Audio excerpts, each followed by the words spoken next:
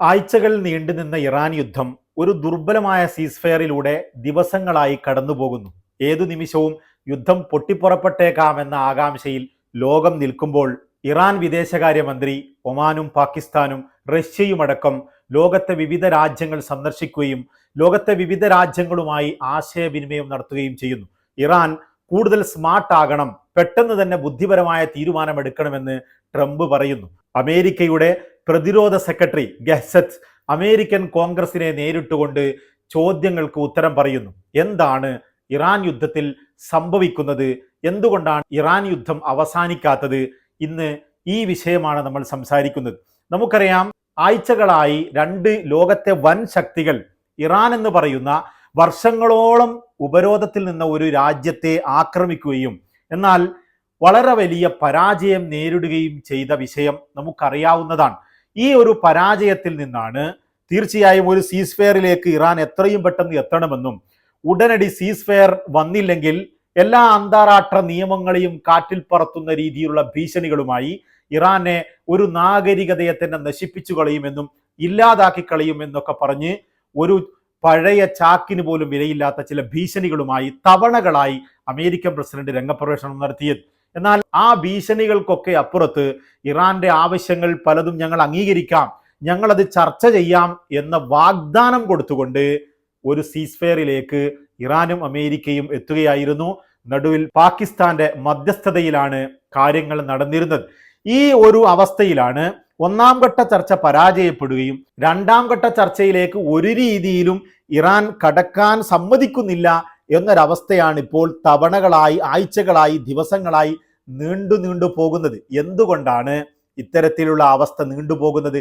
ഇതിനിടക്കാണ് ഇറാന്റെ വിദേശകാര്യമന്ത്രി പാകിസ്ഥാൻ സന്ദർശിക്കുകയും അങ്ങനെ ഞങ്ങളുമായി സംസാരിക്കാനാണ് പാകിസ്ഥാനിൽ എത്തിയത് എന്ന് അവകാശപ്പെട്ടുകൊണ്ട് ട്രംപ് അമേരിക്കയുടെ പ്രതിനിധികളെ അവിടെ കയക്കാൻ ശ്രമിക്കുകയും എന്നാൽ ഞങ്ങൾ ഒരു രീതിയിലും സംസാരത്തിന് ഇപ്പോൾ ഇല്ലെന്നും നിങ്ങൾക്ക് വേണ്ട നിർദ്ദേശങ്ങൾ, ഞങ്ങൾ സംസാരത്തിന് ഇരിക്കണമെങ്കിൽ നിങ്ങൾക്ക് വേണ്ട നിർദ്ദേശങ്ങൾ ഞങ്ങളിവിടെ പാകിസ്ഥാൻ മുഖേന കൈമാറുന്നുണ്ടെന്നും ഇറാൻ അറിയിക്കുകയായിരുന്നു. അതിനുശേഷം ഒമാൻ സന്ദർശിച്ചു. ഒമാനിൽ GCCയിലെ വിവിധ ഇന്റലിജൻസ് ഉദ്യോഗസ്ഥരും മറ്റുമൊക്കെ പങ്കെടുത്തിട്ടുണ്ട്. ഒമാനിൽ ഒരു വലിയ മീറ്റിംഗ് തന്നെയാണ് നടന്നതെന്നാണ് ഈ നയതന്ത്ര ശ്രമങ്ങളുമായി അടുത്ത ബന്ധമുള്ളവരെ ഉദ്ധരിച്ചുകൊണ്ട് അൽ ജസീറ റിപ്പോർട്ട് ചെയ്തത്. അതിനുശേഷം വീണ്ടും പാകിസ്ഥാനിലേക്ക് അബ്ബാസ് അറാക്ചി പോയി. അതിനുശേഷം റഷ്യയിലേക്കും അബ്ബാസ് അറാക്ചി പോയി. ഒരു വലിയ നയതന്ത്ര നീക്കം തന്നെ അബ്ബാസ് അറാക്ചി മേഖലയിലും അതുപോലെ തന്നെ റഷ്യയെ പോലും ഉൾപ്പെടുത്തിക്കൊണ്ട് നടത്തുന്നുണ്ട് എന്നുള്ളതാണ്.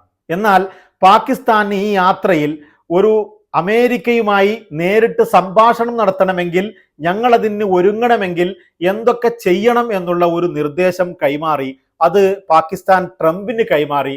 പക്ഷേ ഈ നിർദ്ദേശം ട്രംപ് പാലിച്ചില്ല, അല്ലെങ്കിൽ ട്രംപ് അംഗീകരിച്ചില്ല, അത് തള്ളുകയായിരുന്നു എന്നുള്ളതാണ്. ഇപ്പോൾ ഇറാൻ മുന്നോട്ട് വെച്ച നിർദ്ദേശം എന്താണെന്നുള്ളത് വളരെ സീക്രട്ടായി, വളരെ ഒരു ലോകമാധ്യമങ്ങൾക്കും കൃത്യമായി പറയാൻ കഴിയാത്ത രീതിയിലേക്കുള്ള പാകിസ്ഥാൻ അതിനെ ഡീല് ചെയ്യുന്നത് വളരെ രഹസ്യപരമായാണ് എന്നുള്ളതാണ്. ഈ ഒരു രഹസ്യമായ നീക്കം, വളരെ പ്രൊഫഷണലായ ഒരു നയതന്ത്ര നീക്കം ഉള്ളിൽ നടക്കുന്നുണ്ട് എന്നതിന് ഏറ്റവും വലിയ ഉദാഹരണമാണ് എന്നാണ് പല അന്താരാഷ്ട്ര അനലിസ്റ്റുകളും ഇതിനെ വിശദീകരിക്കുന്നത്. പക്ഷേ ആണവ കരാറുമായി ബന്ധപ്പെട്ട വിഷയങ്ങൾ, ഇറാന്റെ ന്യൂക്ലിയർ പ്രോഗ്രാമുമായി ബന്ധപ്പെട്ട വിഷയങ്ങൾ ചർച്ച ചെയ്യാതെ നമുക്ക് ഹോർമുസ് കടലിടുക്കിൽ ഒരു പരിഹാരം ഉണ്ടാക്കണം എന്ന നിർദ്ദേശമാണ്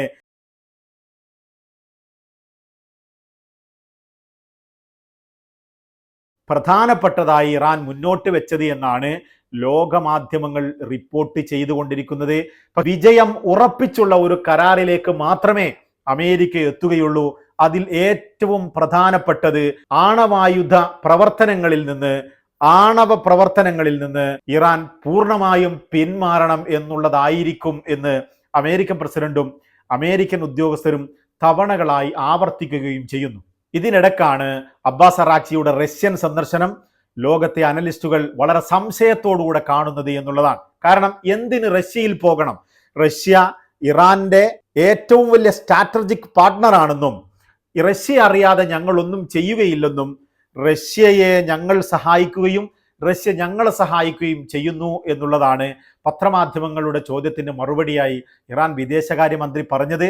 പക്ഷേ ഈ യാത്രയിൽ നമുക്ക് വളരെ കൃത്യമായി വ്യക്തമാകുന്നത് 2015 ഒരു കരാർ ഒബാമ സർക്കാരുമായി ഇറാൻ ഉണ്ടാക്കുകയും എന്നാൽ 2018 ട്രംപിന്റെ ആദ്യ ഭരണകാലത്ത് ട്രംപ് അധികാരമേറ്റ ഉടനെ തന്നെ ഇത്തരത്തിൽ ഇറാനുമായുള്ള കരാറിൽ നിന്ന് നിരുപാധികം അമേരിക്ക പിൻവാങ്ങുകയും ചെയ്തു.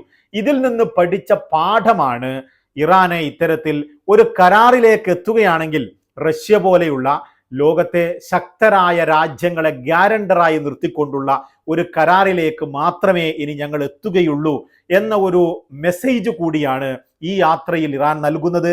അതുപോലെ തന്നെ ഇറാന്റെ സമ്പുഷ്ടീകരിച്ച യുറേനിയം ഞങ്ങൾ വാങ്ങാൻ തയ്യാറാണെന്നും അങ്ങനെ ഞങ്ങളിലേക്കത് കൈമാറിക്കൊണ്ട് ഈ യുദ്ധത്തിനൊരു പരിഹാരം കാണാൻ ഞങ്ങൾ സഹായിക്കാമെന്നും റഷ്യ പറഞ്ഞിരുന്നു. നമുക്കറിയാം, റഷ്യ ഇറാന്റെ ഈ ആണവ സാങ്കേതിക വിദ്യയിലെ സ്ട്രാറ്റജിക് പാർട്ട്ണർ കൂടെയാണ്. റഷ്യയുടെ സഹായത്തോടു കൂടിയാണ് ഇറാൻ ഇത്തരത്തിൽ ആണവ സമ്പുഷ്ടീകരണം നടത്തുകയും ഇത്തരത്തിൽ ഇറാൻ പറയുന്നത് പോലെയാണെങ്കിൽ എനർജി ആവശ്യത്തിനുള്ള ആണവ സംവിധാനങ്ങളുമായി മുന്നോട്ട് പോവുകയും ചെയ്യുന്നത്. അതുകൊണ്ട് തന്നെ റഷ്യക്കത് കൈമാറുന്നതിൽ ഇറാന് പ്രയാസമുണ്ടാകില്ല എന്നു തന്നെയാണ് ലോകത്തെ അനലിസ്റ്റുകളൊക്കെയും മനസ്സിലാക്കുന്നത്. പക്ഷേ എന്നിരുന്നാലും ഞങ്ങൾ ആണവായുധ പദ്ധതി ഉപേക്ഷിക്കുവാനോ ദീർഘകാലത്തേക്ക് ആ വ്യാമോഹം ഇല്ലാതാക്കുവാനോ ഞങ്ങൾ തയ്യാറല്ല എന്ന് ഇറാൻ വാശി പിടിക്കുന്നത് കൊണ്ട് കൂടിയാണ് ഇത്തരത്തിൽ ഈ യുദ്ധം നീണ്ടുപോകുന്നത്.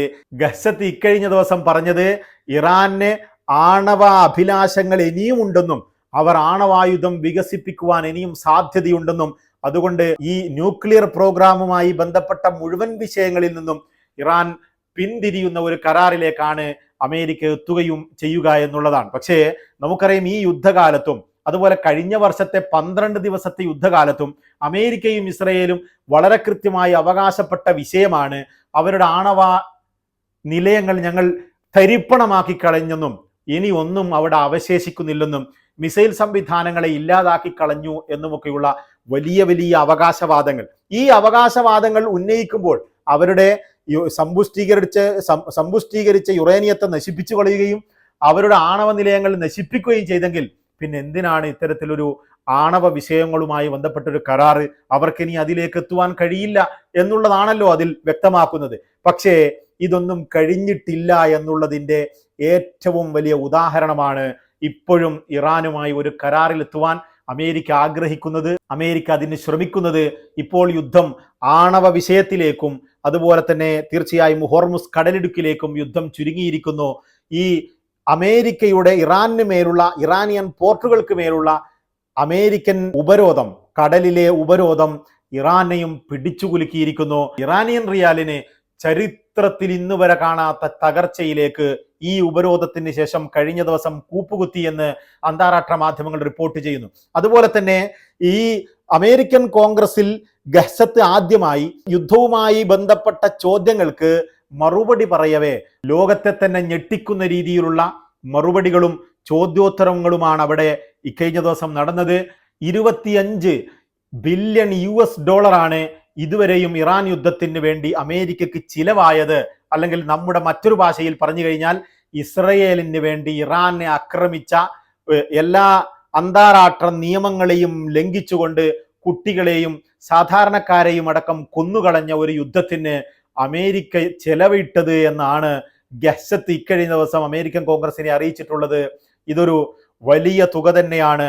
ഓരോ ദിവസവും ബില്യൺ കണക്കിന് US$ ചെലവിട്ടുകൊണ്ടാണ് ഇറാനിൽ അമേരിക്ക യുദ്ധം ചെയ്തത് എന്നുള്ളത് കൊണ്ട് തന്നെയാണ് ഈ യുദ്ധത്തിൽ എത്രയും പെട്ടെന്നൊരു സീസ്ഫെയറിലേക്ക് പോകണമെന്നും നമ്മുടെ മില്യൺ കണക്കിന് വരുന്ന ഓരോ മിസൈലിനെയും ചെറിയ ചിലവ് വരുന്ന ഡ്രോണുകൾ ഉപയോഗിച്ചും മിസൈൽ സംവിധാനങ്ങൾ ഉപയോഗിച്ചുകൊണ്ടും തകർക്കുകയും പ്രതിരോധിക്കുകയും ചെയ്യുന്ന ഒരു രീതിയാണ് ഇറാൻ സ്വീകരിക്കുന്നത്. ഇറാൻ ആ ഒരു രീതിയിൽ വളരെ വലിയ ചിലവ് ഇല്ലാതെ തന്നെ യുദ്ധത്തെ നേരിടാൻ അവർ പ്രാപ്തരായിരിക്കുന്നു എന്നുള്ള ഒരു തിരിച്ചറിവിൽ നിന്നുകൂടിയാണ് ഈ യുദ്ധത്തിൽ നിന്ന് എത്രയും പെട്ടെന്ന് ഒരു കരാറിലെത്തി പിൻവാങ്ങണം എന്ന് അമേരിക്ക ആഗ്രഹിക്കുന്നത്.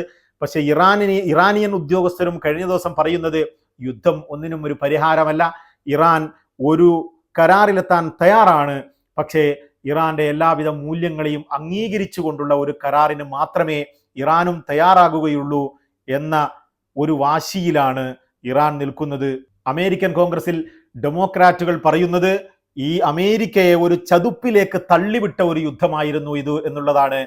അങ്ങനെ അമേരിക്കയുടെ എല്ലാവിധ മേധാവിത്വവും നഷ്ടപ്പെട്ടു പോയ ഒരു യുദ്ധത്തിനാണ് ട്രംപും ഗെഹ്സത്തും ഇവിടെ നിയന്ത്രണം കൊടുത്തത്, നിയന്ത്രിച്ചത് എന്ന് അമേരിക്കൻ കോൺഗ്രസിലെ ഡെമോക്രാറ്റ് അംഗങ്ങൾ വിമർശിക്കുമ്പോൾ ഡെമോക്രാറ്റുകളുടെ ഇത്തരത്തിലുള്ള വാക്കുകൾ ഏറെ വേദനിപ്പിക്കുന്നു എന്നും യഥാർത്ഥത്തിൽ അമേരിക്കയെ പരാജയപ്പെടുത്തുന്നത് ഇത്തരത്തിലുള്ള വാക്കുകളാണെന്നും ഗെഹ്സത്ത് വിമർശിച്ചു. ഈ ഒരു യുദ്ധത്തിൽ വളരെ വലിയ വിജയമാണ് നേടിയത് എന്നൊക്കെയുള്ള അവകാശവാദങ്ങളുമായി ഗെഹ്സത്തും മുന്നോട്ട് പോകുന്നു. ഇറാന്റെ ആണവ അഭിലാഷത്തെ ഇല്ലാതാക്കിക്കൊണ്ടുള്ള ഒരു കരാറിലേക്ക് അമേരിക്ക ഉടനെത്തുമെന്ന് ഗെഹ്സത്ത് പ്രത്യാശ പ്രകടിപ്പിക്കുകയും ഇറാൻ ഉടനടി ഒരു ബുദ്ധിപരമായ തീരുമാനത്തിലെത്തണമെന്ന് American president Donald Trump social മീഡിയയിൽ പോസ്റ്റ് ചെയ്യുകയും ചെയ്തപ്പോൾ എപ്പോഴാണ് ഒരു കരാറിലേക്ക് എത്തുവാൻ ഇറാനും അമേരിക്കയും തയ്യാറാകുക എന്നുള്ളത് നോക്കിക്കാണണം.